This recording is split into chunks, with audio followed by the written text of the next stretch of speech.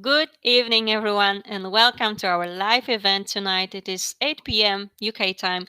That means it is time to start our live event. And welcome back, everyone. I'm glad to see you. And also, I would like to welcome back Sarah Banks, who is with us today. Hi, Sarah. How are you feeling? Hope you are having a good day so far. I'm good, thank you. Thank you for having me back again. And we are very happy to have you back for sure.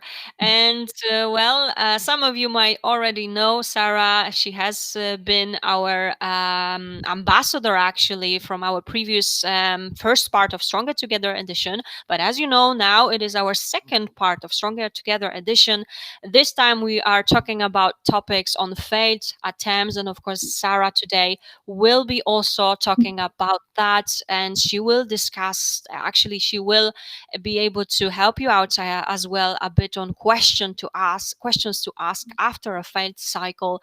And of course, as I've mentioned, Sarah has been our ambassador, and she is right now also our ambassador. And you can see she is right here on the very first picture. She has decided to stay on board with us, and she of course is our ambassador for Stronger Together. So thank you, Sarah, so much for joining us again, for not only for being with us tonight and starting our webinar today, but also for your current support, and of course you're always there with us. So really, really appreciate it. Thank you. And as you can see, there are plenty more ambassadors as well. So I always want to thank them for their support as well. And let me briefly tell you how everything is going to work today. So, of course, we will start with the presentation from Sarah, and then, of course, it will be time for your questions. All you need to do is to type those questions in the chat section, and after the presentation, Sarah will be able to help you out, I am sure. So don't miss that chance and type the questions in. You can do it during the presentation and afterwards. It's really up to you, of course, and Sarah will be happy to help. And this is being recorded, so of course you will have a chance to watch this as well. And I believe we can start. Sarah, are you ready to present? Yeah. Excellent. Let's go. Hi. Oh, well, thanks, Caroline, and thanks again for having me back. Just to give you some background on me. So I now work supporting people who are going through fertility treatment after my own fertility journey. So we tried for 6 years and had 2 cycles of IVF before finally being successful. And my son is nearly 7 now, so he's an IVF baby. And we were fortunate enough to fall pregnant naturally afterwards. So I have a daughter as well who's nearly 5. After we'd been through our cycles and had our successful treatment, I wanted to do something that helped other people who were still going through treatment and struggling to get pregnant. And I was very aware of a lack of support while people were going through treatment. So I retrained to be a life coach, and I set up support groups in my local area and nationally as well. And I'll share the national support group details at the end so you can join if you like. And on top of that, I wanted to support people who were going through the support groups, but I also work with clinics now to help them increase the support that they offer to patients, because I feel like if they understand patients and how to support them, then they can support all the patients that come through them. And then in October last year, I also launched a planner that I wrote and created called the IVF Positivity Planner. It's a 12-week journal, but it has a lot of coaching questions, a lot of coping strategies. It has a treatment section. So I created it because I wanted to use everything I'd learned from my personal experience and through my coaching experience and all the people that I support. I wanted to create something that would help people through treatment and hold their hand through it. So that launched in October. And I'll tell you where you can get a copy of that if you'd like to have a look. So today I wanted to talk about questions to ask yourself after a failed cycle. For me, the hardest part of my fertility journey was after we'd had a failed cycle. So I had to think about some of the things that would help people when they were going through it. coping after a failed transfer, it's, or at any point in your cycle, is like grieving for a loss. For us, I saw IVF as plan B, and when it didn't work, suddenly I realized that it wasn't guaranteed, and for me that felt like I had to grieve for that. So I grieve for the loss of hope that it would have worked for us, the loss of my embryo, and the loss of the future that I had planned for myself. Suddenly it felt like it wasn't guaranteed, and I had to grieve for that. You pin all your hopes on it working, so when it doesn't, it can leave you a bit flat. And I felt like I just dropped into a black hole when we'd had our negative results, and it's very hard to know how to deal with that. And I know from speaking to people in my support groups that it's a part they really struggle with, and there's often very little support around for it. You finished with your clinic, and it's just grieving for that loss. And I think when something doesn't work, we also look for answers as to why it didn't work, because we feel that it can help us process it and cope with things. So I wanted to talk through some ways that you can cope with having a negative result. And as I say, this can be at any point within your IVF cycle. It's not just a case of getting right to the end and having a negative result. It includes if it gets stopped partway through as well. And then some questions that you can ask yourself. As I said, when you've had that negative result after being with a clinic every day or every few days having appointments, it can feel very lonely when you finish treatment and the clinic contact stops. But also, if people haven't been through treatment, so friends and family don't always get why we're so upset about it, because we didn't have anything there to show for it as far as they're concerned. They can't understand why we're grieving for something that never was. It was just the hope there, and why you're so upset. So it can be very difficult if you haven't got a support network around you to cope with that. As I say, it leaves us with lots of questions about why it didn't work and anything we couldn't have done differently. There's often an element of blame there, which isn't necessary, but we all do. And often the units are quite busy. So certainly the NHS units may have long waiting times before you can get back in for a follow-up appointment. So it's very difficult. It can feel like a long time, even if it's only a week. That can feel like quite a long time before your follow-up appointment. So, as I said, this is the same with, I feel, with any kind of medical thing. If you know what's wrong, you feel like you can do something about it. So when we get answers and know why it failed, if there's a certain reason why it wasn't successful for us, we feel that we can make changes next time and give us a better chance of it working for us. So I think sometimes we want those answers to those questions just to help us feel better and feel more positive going into the next cycle.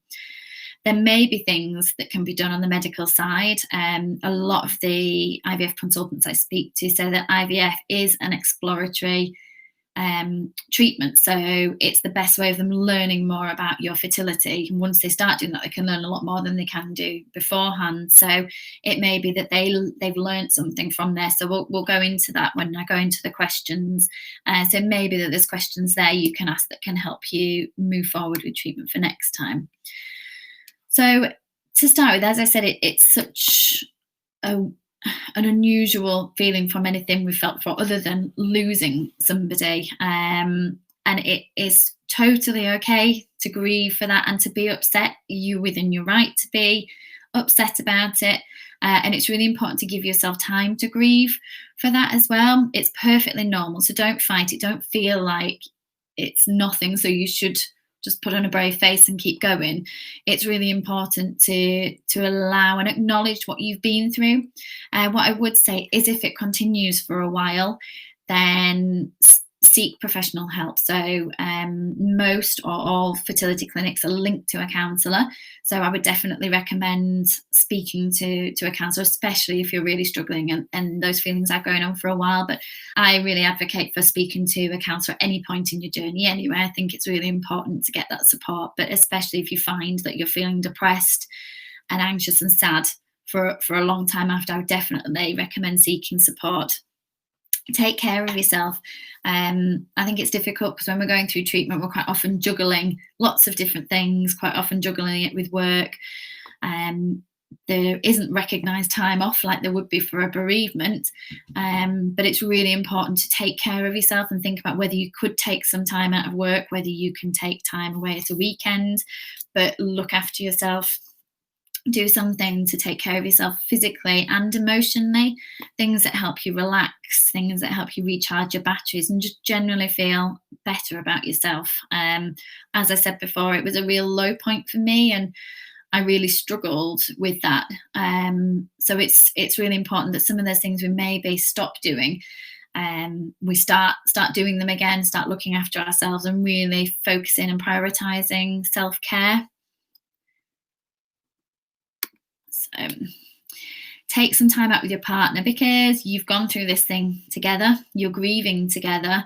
It may be that all through treatment it's been very focused on injections, on timings for injections, on timings for treatment. And when you're trying for a baby, and especially going through IVF, it can get very focused on that with you as a couple, and other things get put to the side, and having time together away from the process is really important.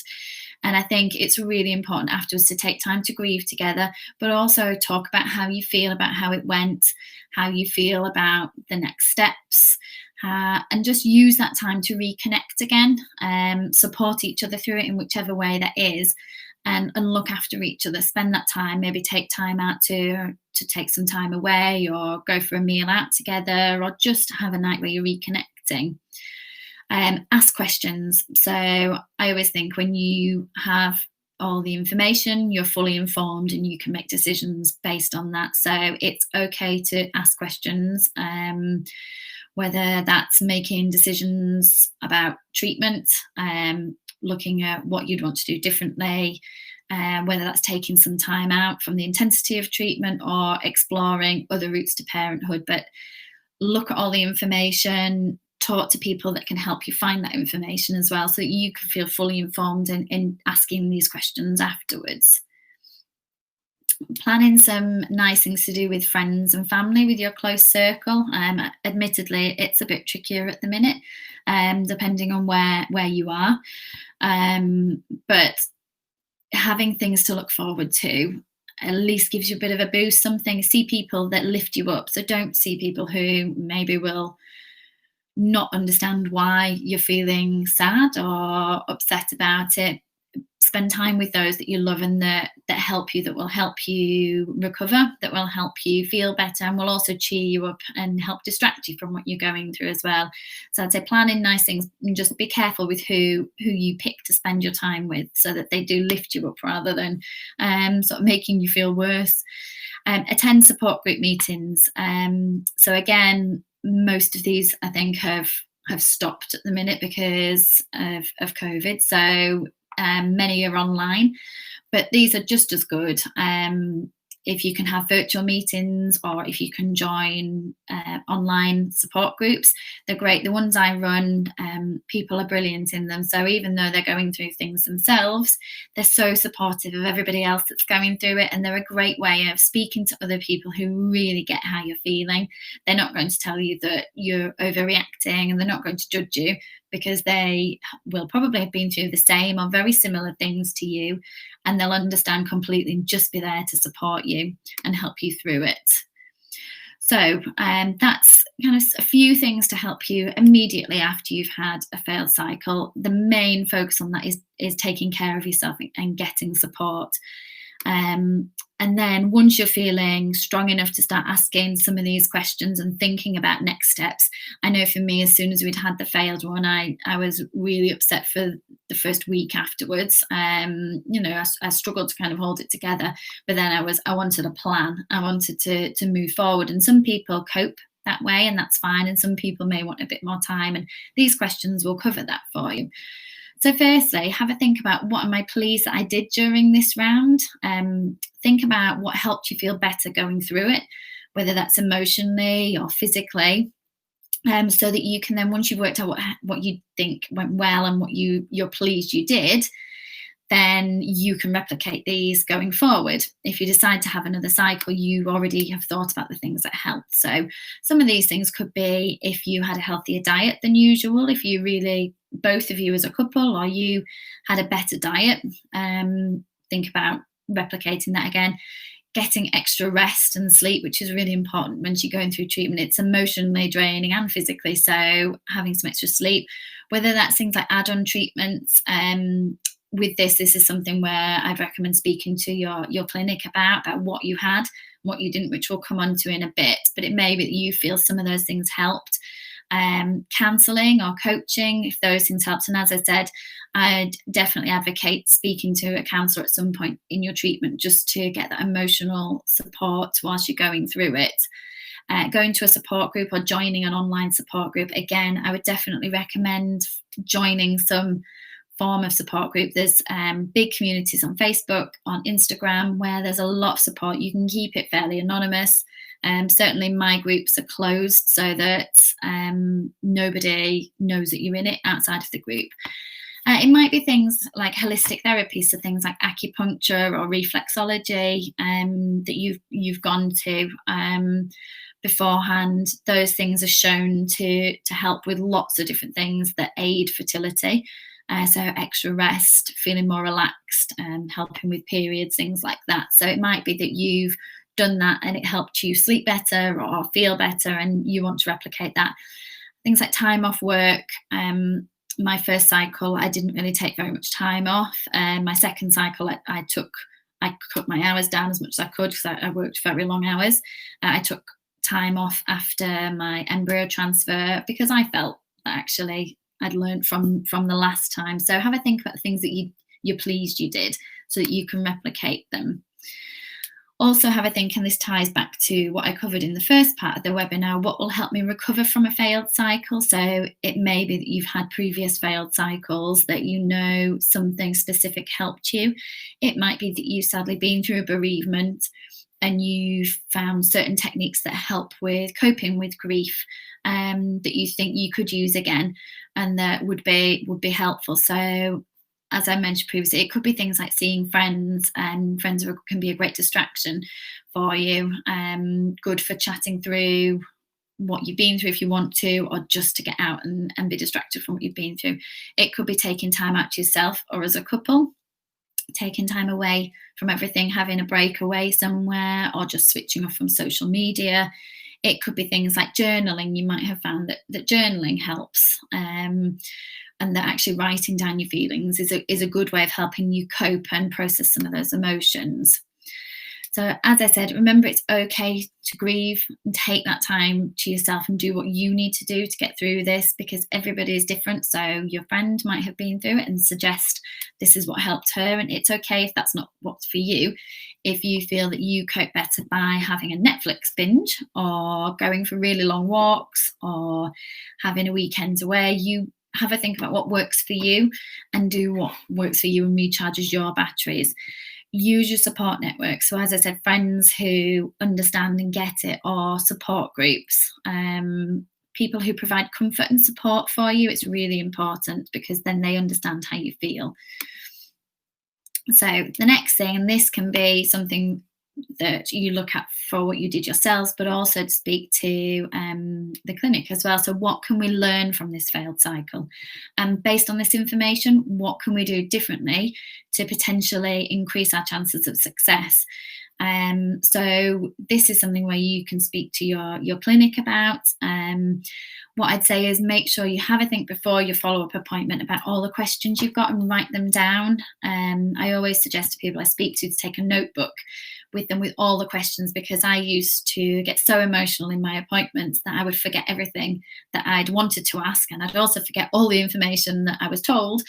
So having a notebook there to take questions in with you, but also write down any answers that they give you so that you can remember them and look back on them, which is partly what I put in my planner. I wanted space for that so that it was all in one place.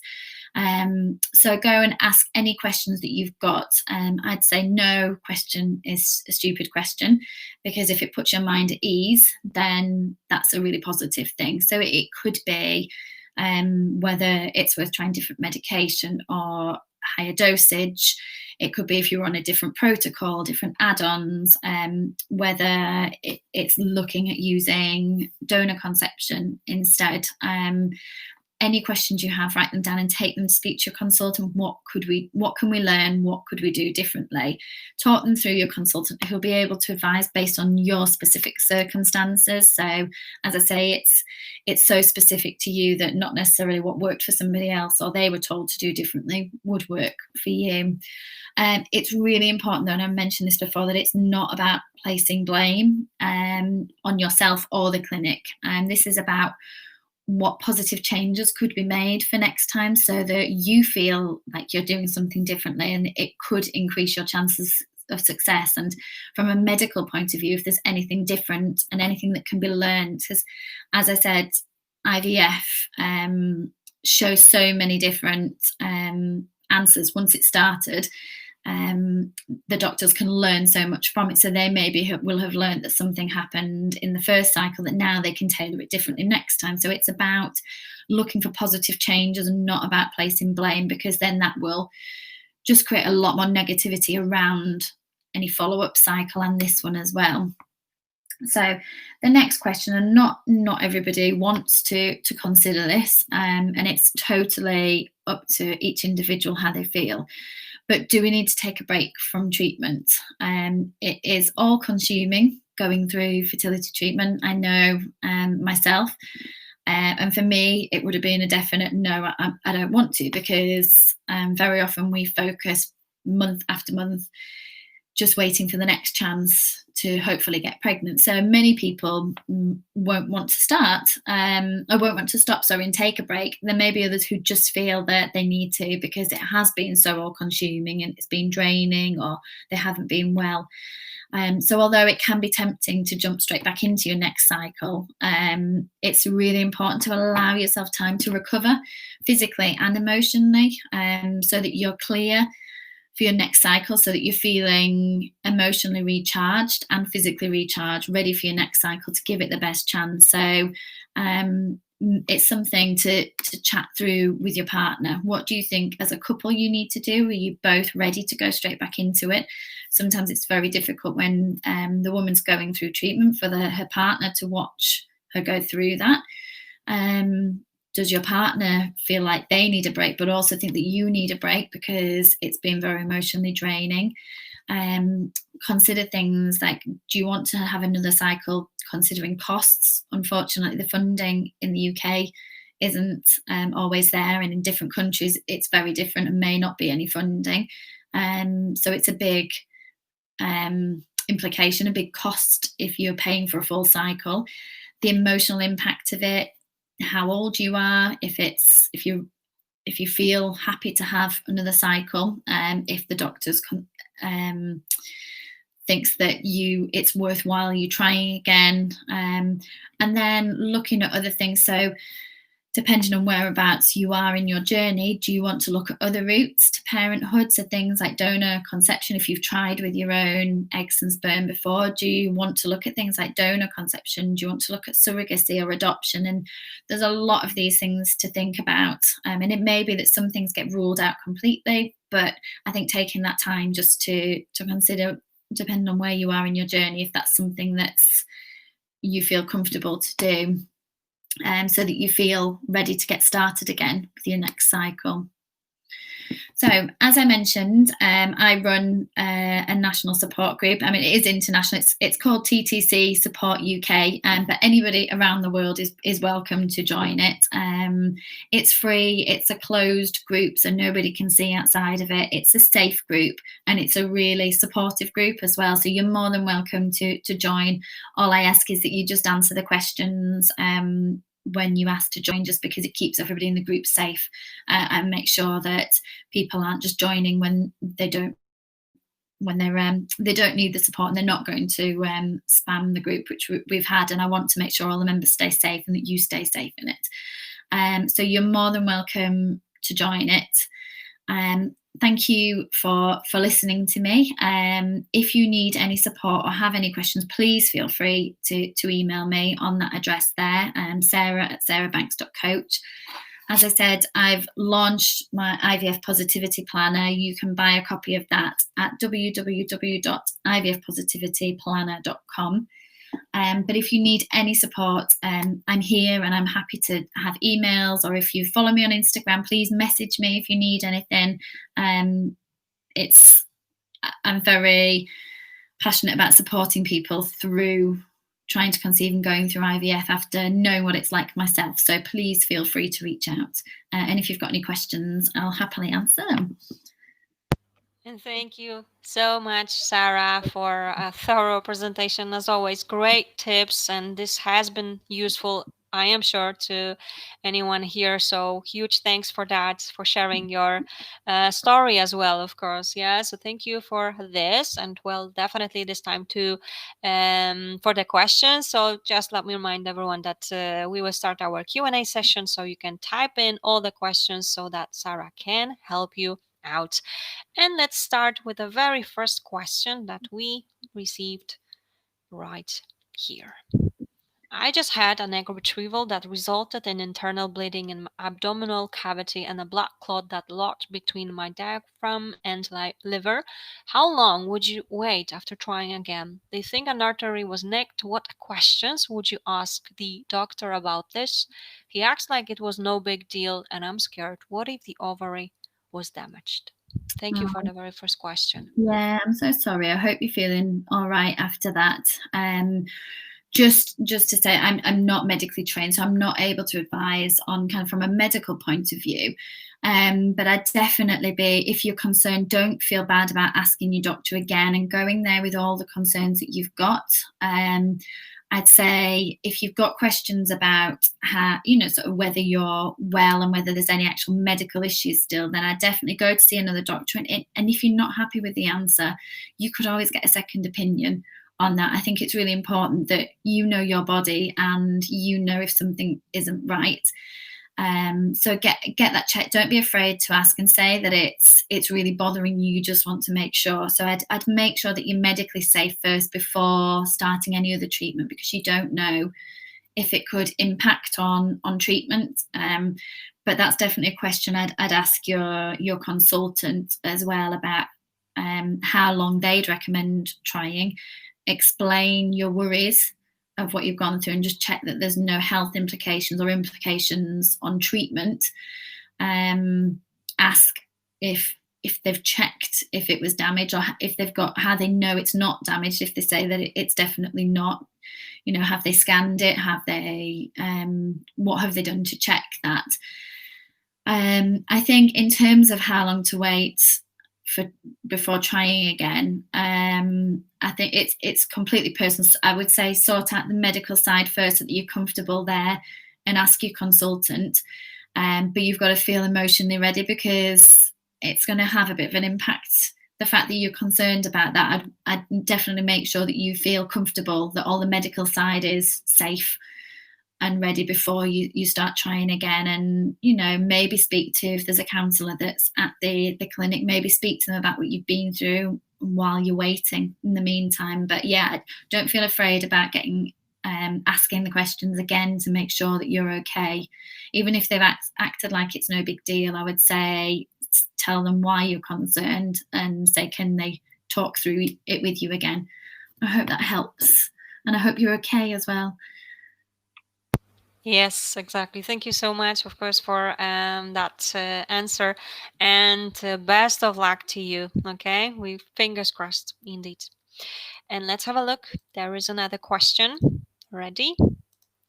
Are you going to give us examples of support groups? My husband doesn't like talking about the failures, but it's supportive of me taking time to recover.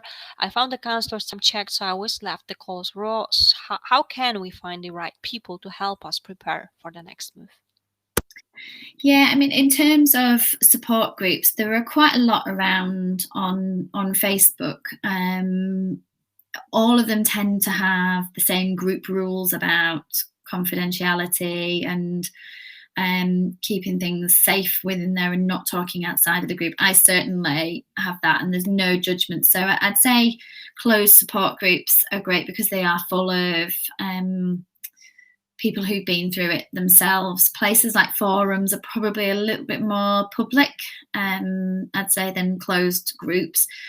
There's a lot of support on Instagram, so it's not support groups as such, but if you open an account under an anonymous name, then you can post things and get support on there. As I say, you're more than welcome to join my group. I check it every day, so make sure it's staying safe and that people are okay in there. It's really hard if your partner doesn't like you talking about it, but it's because it's really important that you get support as well. And yeah, it's hard if you've found that the counsellors aren't really helpful. Some people find it a bit like it's ticking a box that they've been, and they're not always best, and it's not for everybody.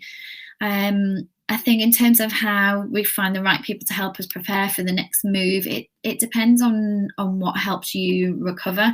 For me, I went to see a life coach because I felt after my failed cycle that it wouldn't work next time. I'd completely convinced myself it wouldn't work again, and I needed to get myself out of that. And I didn't feel that seeing a counsellor and talking about it would help. That might have been just my perception of counsellors at that time, but that's why I went to see a life coach, because I felt I needed somebody to help me make an action plan to move forward, which is what really helped me, because they gave me techniques to stop the spiral of worrying.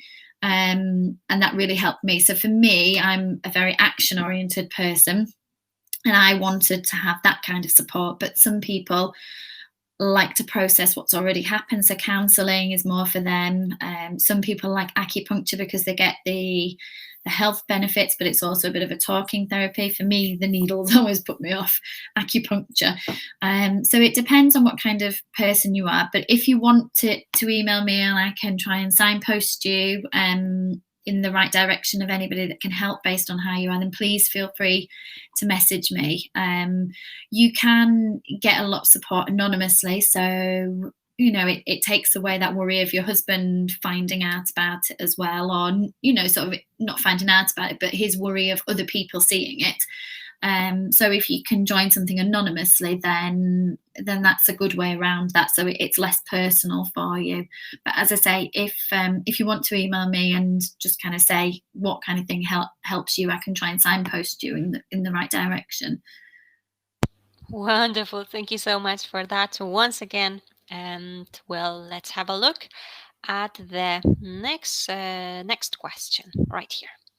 Do you have a list of good questions to ask embryologists after a failed fertilization or embryos that disintegrated? Oh, I don't have a list, but that might be a good blog to try and put together. I would. I'd go and ask if you get a chance to speak to the embryologist. Then brilliant. I find they're really helpful. Actually, they don't get much contact with patients, so I find that when they get a chance to be asked questions, they're really, really helpful with it. I think just generally asking, say, I don't know anything about how it works. Can you explain why this might have happened to me? Is there anything I could do differently to stop this happening? Is there anything that could have caused it? So I think it'd be a lot around lessons learned from what happened. It might be if they tried IVF the first time and there was failed fertilization, that next time they'd look at ICSI instead, because actually they found that the sperm quality had gone down since the sample, or actually because of the failed fertilization, they'd probably look at doing ICSI next time anyway, because I'm not sure sort of how much you know of that, but ICSI, instead of just allowing it to happen on its own, they'll find the best sperm and inject it straight into the egg. So in terms of that, it's around the lessons learned. What can you learn from what's already happened, and why might it have happened? What can we do differently next time to stop that happening? So if it's embryos that disintegrate, is there any vitamins or anything like that you could take? Is there anything you could do differently? Is there any medication? So it'd just be around what can we learn from what happened. But if you can get in front of an embryologist, then that would obviously be helpful, because they'll know more, I guess, than the consultant would. So I hope that helps, but I'll have a think and see if I can think of anything else. Excellent. Thank you so much. Definitely interesting, something to think about. Thank you so much for Yeah. that. Okay, and well, let's have a look at the next question. Are there certain endorphins a patient give off or receptors a person can adapt to or make stronger besides acupuncture? In all honesty, I'm not sure, I'm afraid, because as I say, I'm not medically trained and I don't understand hormones. But I'm trying to think who it might be worth following people who are nutritionists or hormone therapists. They may have a better idea. So there's quite a lot that are on Instagram. There's a fertility nutritionist and there's Rosie Life. They're two ladies that I know that are really lovely and are really good and are a lot more up on this kind of thing, that may be able to advise certain dietary changes that might make that happen. I'm not sure if it's that you're against acupuncture, as I was, although people have told me that it's not bad at all, especially if you've been doing your own injections through IVF. But if you're concerned about acupuncture, it might be worth speaking to somebody about it. If you have a look on my website, I've got an interview with an acupuncturist. And she explains the process. So whether it's my website is www.sarahbanks.coach, and on the blog sections, if you go through, there's an interview with an acupuncturist. So she may be able to give you a bit more advice from in the interview that might help with that, the understanding of acupuncture if you are against it. But other than that, I'd say maybe look at people like nutritionists to follow on Instagram so that you could ask them that. Because I'm not able to answer, I'm afraid. I'm not sure. Thank you so much again for that, Sarah. And there's a question, actually, a follow up. Can you repeat the name Rosie Fly for? Yeah, it was her Instagram handle, Rosie Life. I can't remember her last name. She's really lovely, but her Instagram handle is Rosie Life, like you've spelt it on there. Okay, thank you so for confirming that. And I have just put the website, Sarah's website, so of course you can in the chat section, so you can go ahead and check it there as well. Yes. Yeah, there's lots of blogs on there, and then there's interviews, and kind of back quite a few pages as interviews with a few different people, like consultants, activists, and I'm also going to be on my Instagram page, interviews with. I'm speaking to a counsellor and a nutritionist as well. So over the next, those will be coming up on my Instagram account as well. So I'll certainly ask things like that. Perfect. Thank you so much. And of course, there's a thank you from Deborah as well. Thank you. Okay, and let's have a look at another question. Thanks for this webinar. I am single woman using donor sperm. I have had my first negative result just today. I started to bleed heavily on the 8th after transfer. Are there particular questions that you would suggest for after transfer? Progesterone doses, etc. I'm really sorry about that. I hope you're feeling okay and that you've got support around you still as well.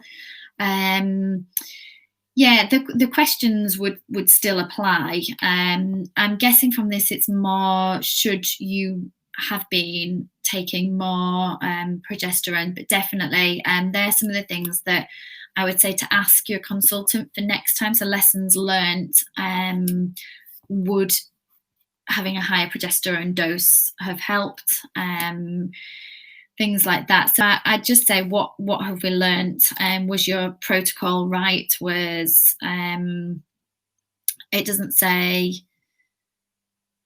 I was trying to rereading. Yeah, I just double check around what could be done differently. Whether they could leave you longer for your lining to increase. Is there anything you could have done differently? Is there anything in terms of aftercare after the transfer that they'd recommend doing next time following this? So I'd go in kind of with an open mind with questions like what would you recommend we do differently that could improve the chances next time? I'm just trying to think if there's anything else. Just explain again and just say you just want to know if there's anything you could be doing differently.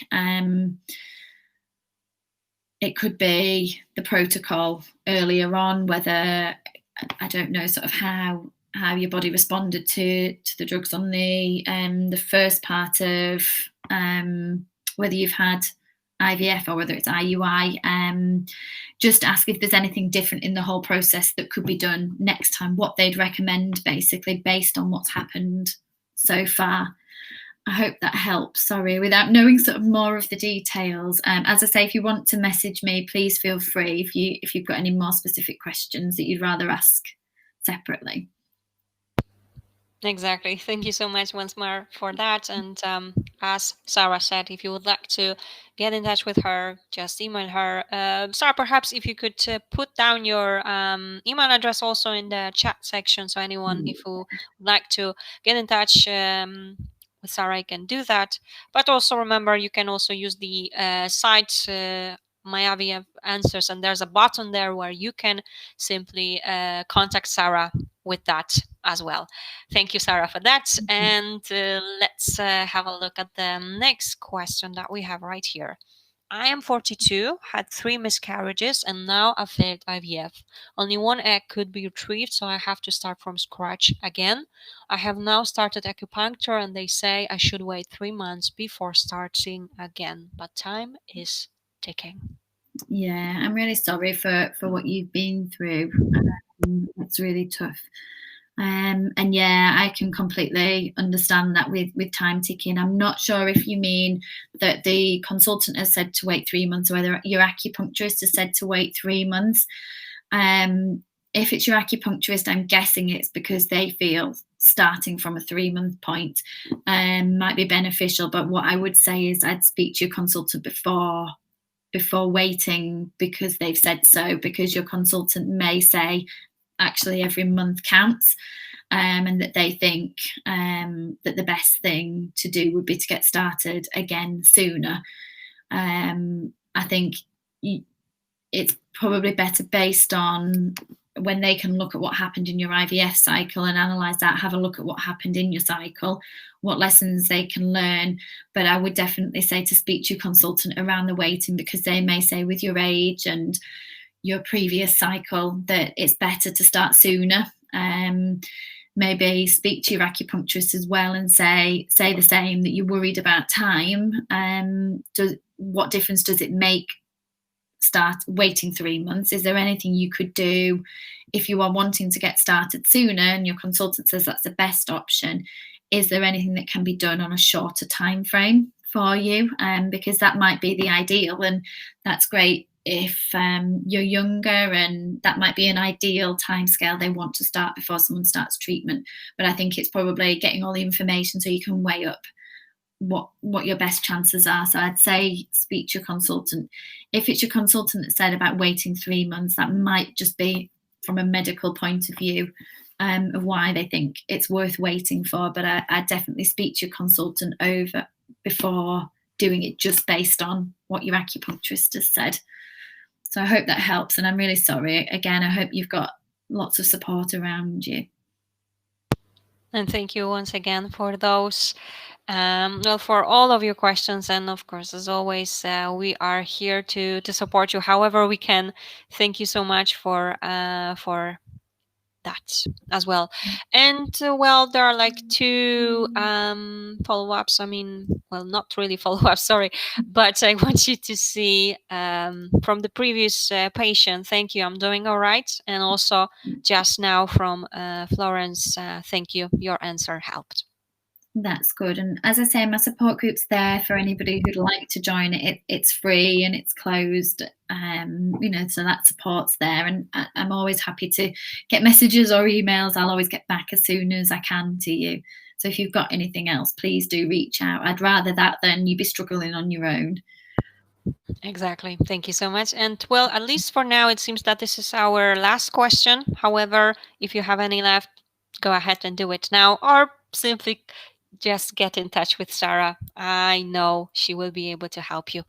Okay, and let's have a look at that question. So, is it possible for endometrium to grow again after starting progesterone 5 days to transfer? Anything you can advise on that?